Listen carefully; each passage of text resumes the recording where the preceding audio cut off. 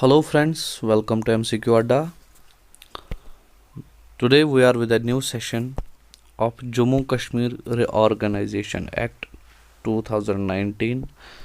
आप सब जानते ही हैं इसके बारे में। देखिए, हम इसके बारे में बिल्कुल डिटेल में पढ़ेंगे, जो जो इम्पोर्टेंट चीज़ें हैं वो पढ़ेंगे।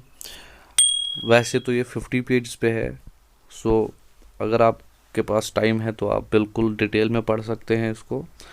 ये डाउनलोड हो जाएगी गवर्नमेंट पोर्टल से, ऐसी कोई बड़ी बात नहीं है।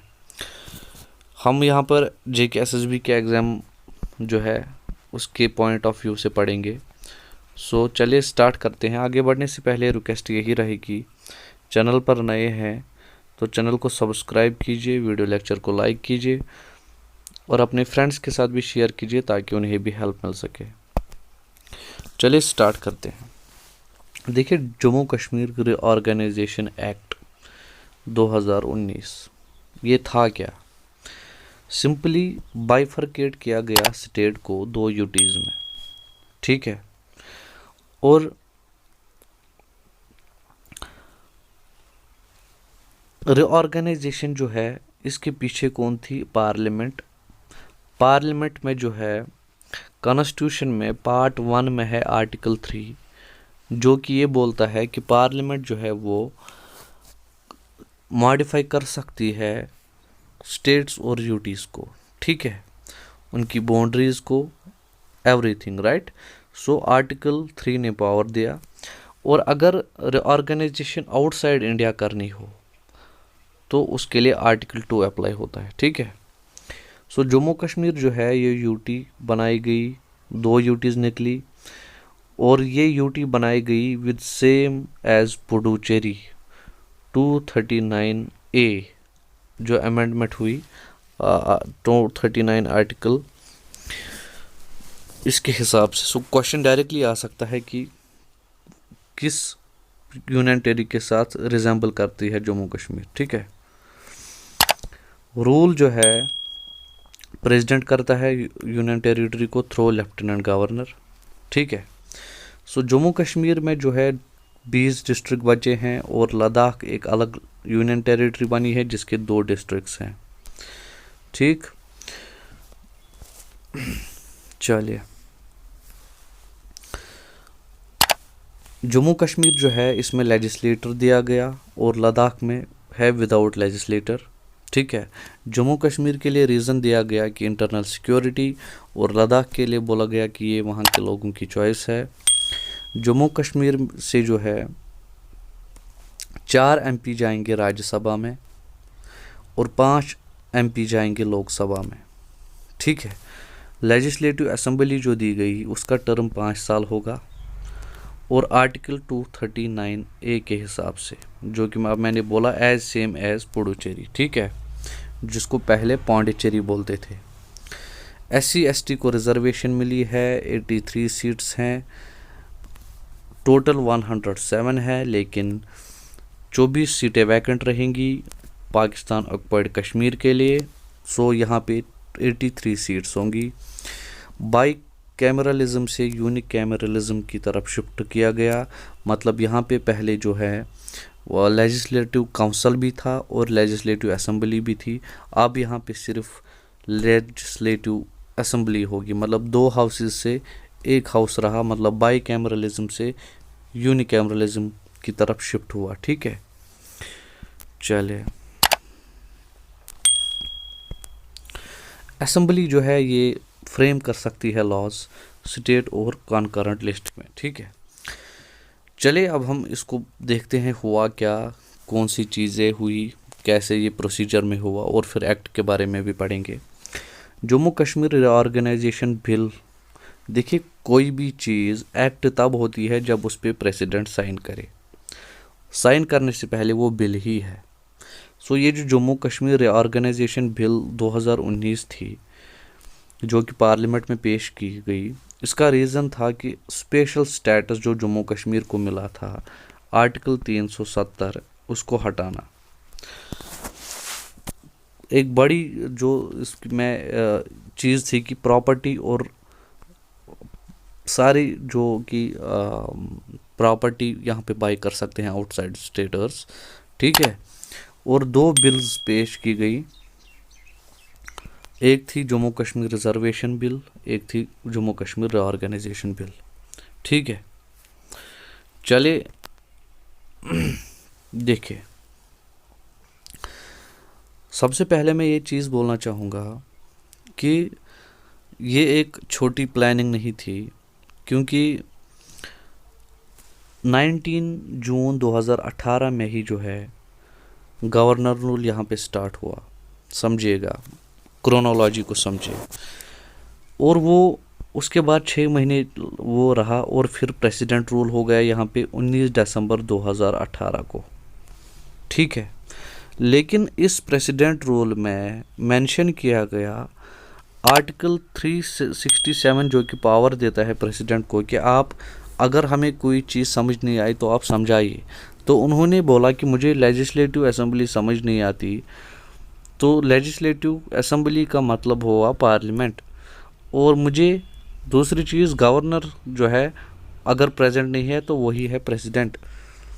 सो ये चीज़ें इन्होंने यहाँ पे फिक्स कर ली, राइट, कि लेजिस्लेटिव असेंबली है पार्लियामेंट और गवर्नर है प्रेसिडेंट। अब ये लेजिस्लेटिव असेंबली क्यों है पार्लियामेंट, ये आपको भी समझ आएगा। देखिए, constitution application to Jammu Kashmir order 2019 निकाला प्रेसिडेंट ने, और उस ऑर्डर के हिसाब से क्या हुआ, बोला कि 370 जो है उसको मैं हटा रहा हूँ, और सुपरसेड किया 1954 का ऑर्डर जो कि प्रेसिडेंशियल ऑर्डर था 1954 का। ठीक है, रेजोल्यूशन लाया रिपील ऑफ आर्टिकल 370, ये चीज़ मैंने आपको बोली। लेकिन आपको यहाँ पे देखिए समझना है थोड़ा सा, बैक एग्ज़ाम के व्यू से उतना इम्पोर्टेंट नहीं है, लेकिन आप समझिए 370 था क्या। 370 सबसे पहली चीज़ जो 370 में है, देखिए जब ये चीज़ यहाँ पे इन्होंने सेट कर दी कि लेजिस्लेटिव असेंबली पार्लियामेंट है और गवर्नर प्रेसिडेंट, समझिए अब जब ये प्रेसिडेंट रूल लागू हुआ उसमें इन्होंने ये 2 चीज़ें पहले ही इंक्लूड कर ली। तो ये 2 चीज़ें कहाँ पे सपोर्ट देंगी इनको, देखिए कहाँ पे, आर्टिकल 370 था उसके हिसाब से सिर्फ आर्टिकल 1 और आर्टिकल 370 अप्लाई होते थे जम्मू कश्मीर पे। दूसरी चीज़ 370 हटाने के लिए कॉन्स्टिट्यूएंट असेंबली होनी चाहिए थी जो कि ज़रूरी थी, और उन्हीं के पास फाइनल पावर था। ठीक है, तीसरी चीज़ कि जो कॉन्स्टिट्यूएंट असेंबली है पहला सेटअप उनका होना चाहिए था। मतलब अगर 370 हटाना है तो प्रेसिडेंट नहीं बोल सकता कॉन्स्टिट्यूएंट असेंबली को, लेकिन हाँ कॉन्स्टिट्यूएंट असेंबली प्रेसिडेंट को रिकमेंड कर सकती है कि आप 370 हटाइए। और हटेगा कैसे 370 आर्टिकल से ही। ठीक है, सो अब यहाँ पे लेजिस्लेटिव असेंबली आती कहाँ से, लेजिस्लेटिव असेंबली तो थी नहीं।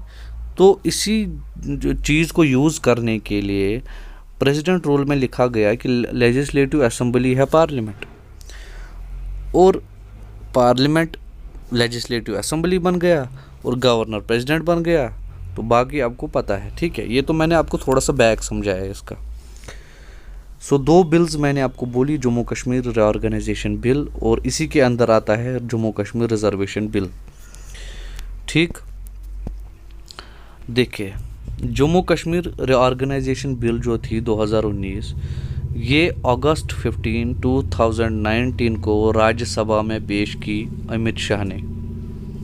ठीक है, 5 अगस्त को ही पास ये हुई और 6 अगस्त को ये लाई गई लोकसभा में, और 6 अगस्त को लोकसभा में ये पास हुई, और 9 अगस्त को ये जो है एक्ट बना, जब प्रेसिडेंट का साइन इस पे, प्रेसिडेंट की मोहर इस पे लगी। इस पर भी जो है केस चल रहा है, क्योंकि देखिए एक प्रोसीजर होता है, अगर आपने बिल लानी है तो पार्लियामेंट में पहले बिल को रीड किया जाएगा, उसके लिए टाइम दिया जाएगा, सबके कमेंट लिए जाएंगे उसके बाद। लेकिन ये बिल लाई गई अगस्त 5 को, और 5 को ही जो है लोकसभा राज्यसभा में इसको पास कर दिया गया। ठीक है, लेकिन ये लागू कब हुआ? 31 अक्टूबर 2019 को जो है रीऑर्गेनाइजेशन बिल 2019 एग्जीक्यूट हुई, इम्प्लीमेंट हुई या इनेक्ट हुई जम्मू कश्मीर में। इस बिल में है क्या? 103 सेक्शंस हैं, 14 पार्ट्स हैं और 5 शेड्यूल्स हैं। ठीक है, देखिए सेक्शंस एक, अगर आपके पास टाइम है तो आप 103 के 3 पढ़ सकते हैं, लेकिन मैंने इम्पॉर्टेंट सेक्शंस जो है जहाँ पे क्वेश्चन मोस्ट प्रोबेबली पूछा जा सकता है, मैंने उन सेक्शंस के बारे में डिस्कस किया है। पार्ट्स तो बिल्कुल हम 14 के 14 पढ़ेंगे और शेड्यूल्स भी 5 के 5 पढ़ेंगे। ठीक है, चलिए डिस्कस करते हैं आगे। देखिए जब ये एक्ट बना तो जम्मू कश्मीर स्टेट को यूटी बनाया गया, एक जम्मू कश्मीर को अलग किया गया, बाइफरकेट किया और यूटी बनाया गया विद लेजिस्लेचर और लद्दाख को बनाया गया विदाउट लेजिस्लेचर। चलिए अब हम इसके पार्ट्स पढ़ते हैं, 14 पार्ट्स, और उन्हीं में हम इम्पॉर्टेंट सेक्शंस भी देखेंगे, उसके बाद शेड्यूल्स के बारे में देखेंगे। ठीक है, पार्ट 1 है प्रिलिमिनरी। प्रिलिमिनरी होता है, आप मान लीजिए इंडेक्स, वहाँ पे आपको जो है एक्ट के बारे में, एक्ट का नाम क्या है, डिफरेंट चीज़ें जो यूज़ हुई हैं, गवर्नर, लेफ्टिनेंट गवर्नर कौन है, यूटी क्या है, ये सब डेफिनेशंस और एक्ट का नाम वाम ये आपको प्रिलिमिनरी में मिलता है। ठीक है, इसके अंडर है सेक्शन 1 और सेक्शन 2, जिसमें सेक्शन 1 में एक्ट का नाम है और सेक्शन 2 में डेफिनेशंस के बारे में। ठीक है, पार्ट 2 है, इसमें सेक्शन 3 से 7 तक है, ये बात करता है organisation of Jammu Kashmir state की। इसमें सेक्शन 3 बोलता है कि यूटी ऑफ लद्दाख बनेगी, जिसमें कि लेजिस्लेचर नहीं होगा। सेक्शन 4 बोलता है यूटी ऑफ जम्मू कश्मीर बनेगा, जिसमें लेजिस्लेचर होगा। सेक्शन 5 बोलता है कि गवर्नर अब लेफ्टिनेंट गवर्नर हो गया। और सेक्शन 6 बोलता है कि पहले शेड्यूल में जो है एडिट हो जाएगा, अब जो कॉन्स्टिट्यूशन का पहला शेड्यूल है उसमें एडिटिंग होगी, और ऑब्वियसली होगी ही क्योंकि स्टेट से यूटी में जाएगा जम्मू कश्मीर, राइट। और सेक्शन 7 बोलता है कि हमने जो है जम्मू कश्मीर यूटी को पावर दिया है, मतलब कि उन्होंने लेजिस्लेटिव असेंबली दे दी। पार्ट 3 है, इसमें सेक्शन 8 से 57 तक है, ये बात करता है रिप्रेजेंटेशन इन लेजिस्लेचर के बारे में। इसमें जो इम्पोर्टेंट सेक्शंस हैं उनको मैं डिस्कस करता हूँ। सबसे पहले है सेक्शन 9 का 1 पार्ट, जो कि बोलता है कि 4 सीट्स है राज्यसभा में जम्मू कश्मीर की। ठीक है, काउंसिल ऑफ स्टेट्स मतलब राज्यसभा। उसके बाद जो है सेक्शन 10 बोलता है कि 5 सीटें हैं लोकसभा की, जिसमें जो कि जम्मू कश्मीर के लिए है, और 1 सीट है लद्दाख के लिए लोकसभा की। ठीक है, उसके बाद सेक्शन 13 आया। सेक्शन 13 इम्पॉर्टेंट क्यों है? क्योंकि ये बात करता है कि पुडुचेरी के साथ जो है उसी के हिसाब से लेजिस्लेटर चलेगी, बिल्कुल सेम है। आर्टिकल 239A के बारे में हमने इससे पहले भी बात की। और ए मतलब अमेंडमेंट होता है, और ये अमेंडमेंट कौन सी हुई है? 14th कॉन्स्टिट्यूशनल अमेंडमेंट 1962 पूछा जा सकता है। सेक्शन 14 के बारे में बात करेंगे कि सेक्शन 14 बात करता है लेजिस्लेटिव असेंबली के बारे में और उसके कंपोजिशन के बारे में, मतलब जम्मू कश्मीर के बारे में, लेफ्टिनेंट गवर्नर के बारे में। ठीक है, इसमें 14 का 3 क्लॉज जो है वो टोटल सीट्स के बारे में बात करता है, जो 6 है वो बात करता है SC और ST के रिजर्वेशन के बारे में। ठीक है, इसलिए इम्पॉर्टेंट है, जो मैं बोल रहा हूँ ये तो आपको पढ़ना ही पढ़ना है। ऐड आप जितना कर सकते हैं उतना कीजिए, आप पूरे 103 पढ़ सकते हैं तो उसमें कोई गलत नहीं है, लेकिन मैं सिर्फ इम्पॉर्टेंट यहाँ पे सेक्शंस के बारे में बात करूँगा। सेक्शन 15 बात करता है रिप्रेजेंटेशन ऑफ वुमेन के बारे में। 16 बात करता है कि क्वालिफिकेशन क्या होनी चाहिए एक लेजिस्लेटिव मेंबर की। 17 बात करता है ड्यूरेशन क्या होगी लेजिस्लेटिव असेंबली की। ठीक है, और इसी में ये 17(1) बोलता है कि एक्सटेंशन हो सकता है 5 ईयर का। ठीक है, हम बात कर रहे हैं इस टाइम पार्ट 3 की, जिसमें कि हम जो है देख रहे हैं कि रिप्रेजेंटेशन इन लेजिस्लेचर के बारे में सब कुछ चल रहा है कि सीट्स क्या हैं, कौन क्या है। ठीक है, चलिए सेक्शन 22 बोलता है कि हाईएस्ट लॉ ऑफिसर जो होगा वो मिनिस्टर या एडवोकेट जनरल होगा।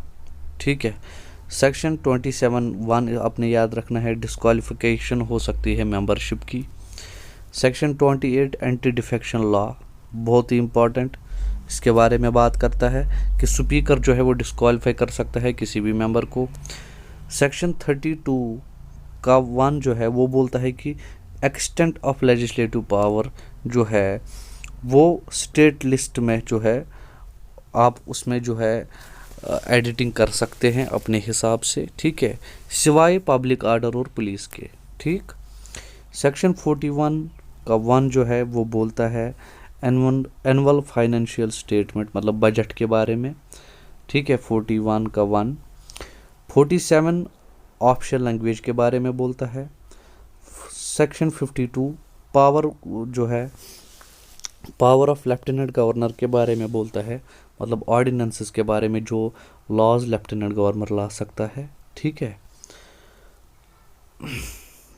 इन केस की लेजिस्लेटिव असेंबली एब्सेंट है, ठीक है, प्रेजेंट नहीं है लेजिस्लेटिव असेंबली जैसे आज। सेक्शन 53(1) बात करता है स्ट्रेंथ की कि काउंसिल ऑफ मिनिस्टर्स में कितने होने चाहिए मिनिस्टर्स में, और ये बोलता है कि 10% होने चाहिए, जितने असेंबली में टोटल हैं उसके 10% जो है वो काउंसिल ऑफ मिनिस्टर्स होंगे।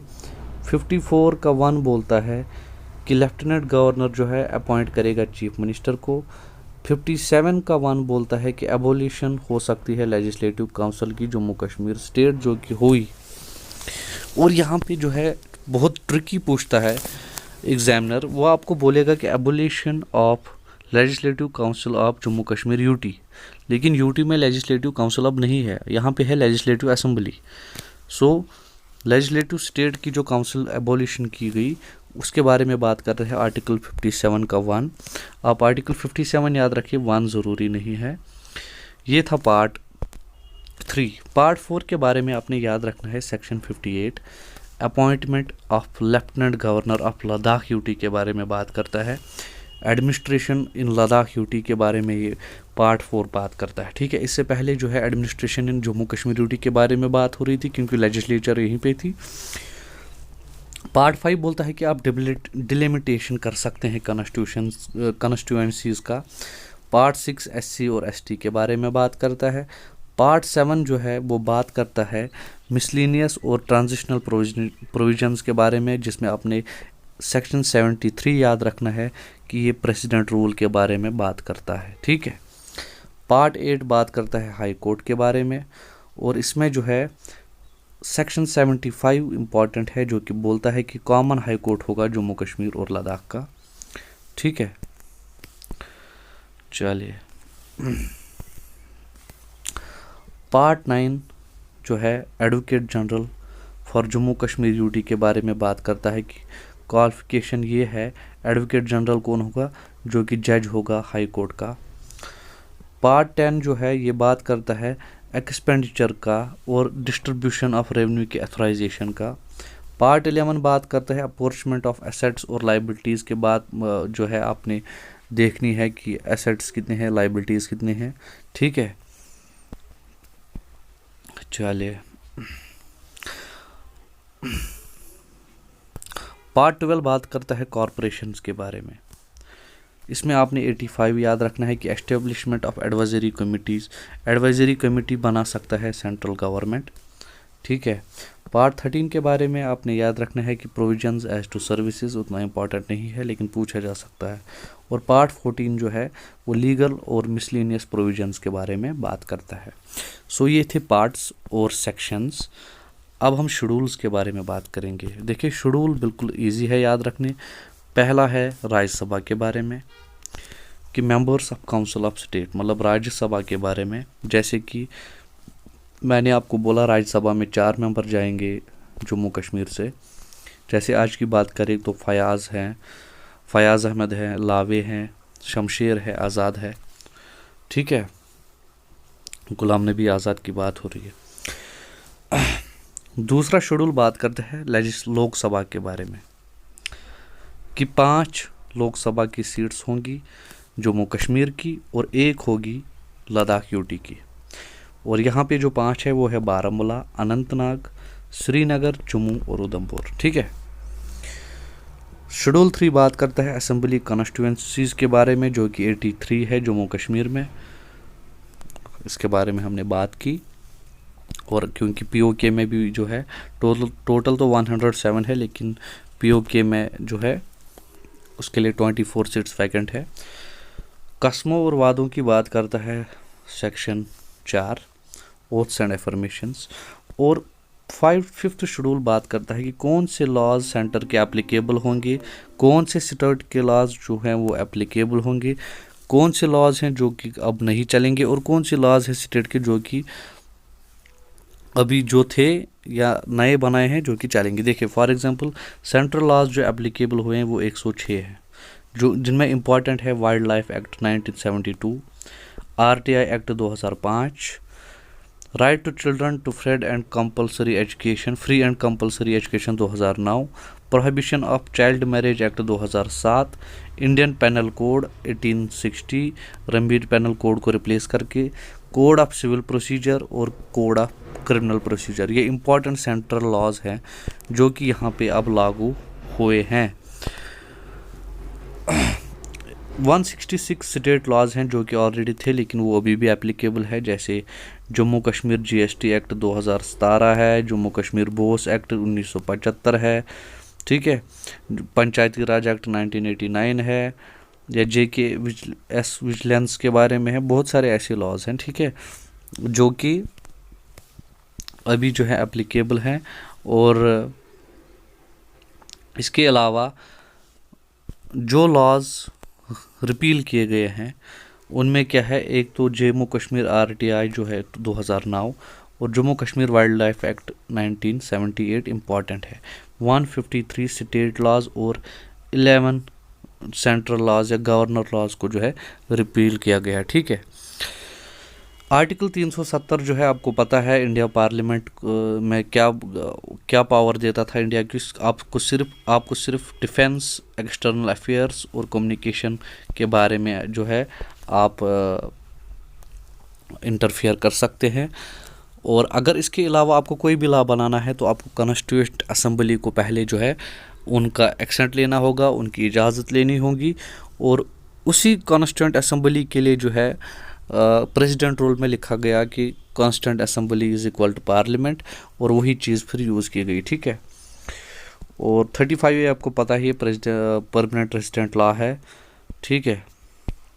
चलिए थोड़ा सा और फैक्ट बोलता हूँ मैं कि पहले लेफ्टिनेंट गवर्नर जो हैं जम्मू कश्मीर के वो बने गिरीश चंद्र मुर्मू, और लद्दाख के बने राधा कृष्ण माथुर। दूसरे लेफ्टिनेंट गवर्नर बने यहाँ पे मनोज सिन्हा, ठीक है। So this was all about Jammu Kashmir reorganisation bill जो कि एक्ट बना। फिर हमने सारे डेट्स डिस्कस किए, सेक्शन डिस्कस किए, पार्ट्स डिस्कस किए, शेड्यूल डिस्कस किए। आपको सेक्शंस और भी कोई पढ़ना हो तो आप जो है आपको PDF और बड़ी आराम से मिल जाएगा। आप डायरेक्टली सर्च कर सकते हैं गूगल पे, आपको बिल्कुल गवर्नमेंट का पेज मिलेगा। आप वो 17-18 पेजेस की जितना भी वो है 50 पेजेस की आप वो पढ़ सकते हैं, ठीक है। रिक्वेस्ट लास्ट में फिर से ये रहेगी, चैनल पर नए हैं तो सब्सक्राइब ज़रूर कीजिए, अपने फ्रेंड्स के साथ भी शेयर कीजिए ताकि उन्हें भी हेल्प मिल सके। और वीडियो लेक्चर अच्छा लगा हो तो लाइक ज़रूर कीजिएगा। पहली बार आए हैं तो चैनल को सब्सक्राइब ज़रूर कीजिए। Thank you very much.